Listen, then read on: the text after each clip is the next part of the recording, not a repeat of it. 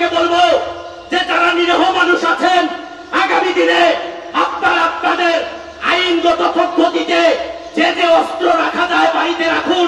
এই পুলিশের উপর ভরসা করবেন না। নিজেদের বাঁচার অধিকার আপনার আছে, সংবিধান দিয়েছে, তাই আপনি আপনার বাড়িতে আইন মেনে অস্ত্র রাখুন। নিজের সুরক্ষা নিজে গ্রহণ করুন। পুলিশের উপর ভরসা নেই, আইন মেনে প্রত্যেকে ঘরে অস্ত্র রাখুন। খোদ থানার সামনে দাঁড়িয়েই চাঞ্চল্যকর মন্তব্য সোনামুখী বিধানসভার বিজেপি বিধায়কের। বিধায়ক পাগল হয়ে গেছে কটাক্ষ তৃণমূলের।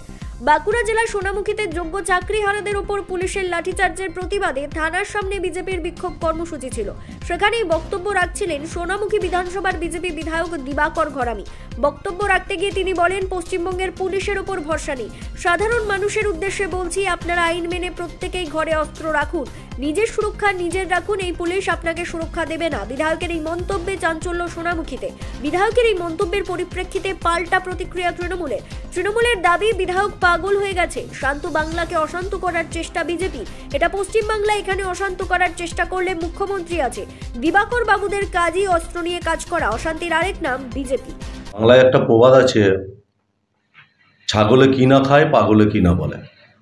দিবাকর ঘরামি পাগল হতে শুরু করেছে। আজকে শান্ত বাংলাকে অশান্ত করার চেষ্টা বিজেপির প্রত্যেকটা নেতৃত্বস্থানীয়ই করে যাচ্ছে। তাই এটা পশ্চিমবাংলা, এখানে অশান্তি করার চেষ্টা করলে মুখ্যমন্ত্রী আছে। অশান্তি করে পশ্চিমবাংলায় কোনো কিছু দিবাকররা করতে পারবে না। আর দিবাকর বাবুদের কাজই তো অস্ত্র নিয়ে কাজ। ওদের অস্ত্র, হিংসা, এর আর এক নাম হচ্ছে বিজেপি। আশঙ্কা আপনারা দেখতে পাচ্ছেন, এই যেভাবে জেহাদিরা পশ্চিমবাংলায় মমতা বন্দ্যোপাধ্যায়ের সৌজন্যে, মমতা বন্দ্যোপাধ্যায়ের অনুপ্রেরণায় যেভাবে গোটা পশ্চিমবাংলা জুড়ে দাপাদাপি করছে।